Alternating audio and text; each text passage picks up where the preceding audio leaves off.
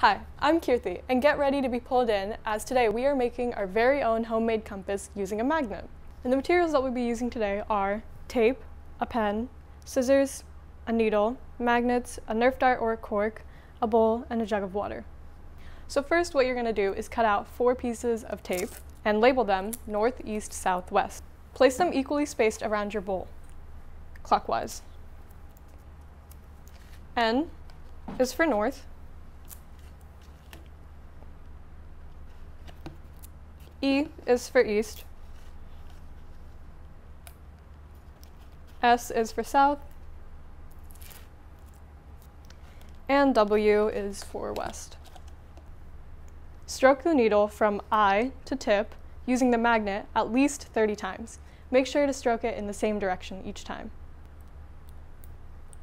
Cut the cork or the Nerf dart lengthwise down the middle, like so. Lay the cork so that its new flat/cut surface faces upwards. Tape the needle to the flat surface, facing in the same direction as the cork. The goal here is so that the needle won't touch the water. Now, fill the cup fully with water. Now, place the cork on the water surface and let it orient itself. Then arrange the bowl so that it's facing north and south. So now the eye is north and the tip is facing south. Try out your compass and compare it with the results of a real compass. You can also look at a map of your area and compare it to a magnetic north and geographic north to see how different they are from each other. And here's a reminder, if it doesn't work, all you have to do is just re-stroke your needle one more time. So how does this work? Well, rubbing the magnet across the needle magnetizes the needle so that it becomes a weak temporary magnet.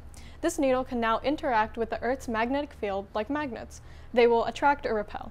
Since the Earth's magnetic field is relatively weak, we will place the needle on water so it can easily interact with the magnetic field. This causes the needle to align north to south. Hope you're attracted to this cool new magnetic field. HatterSTEM out.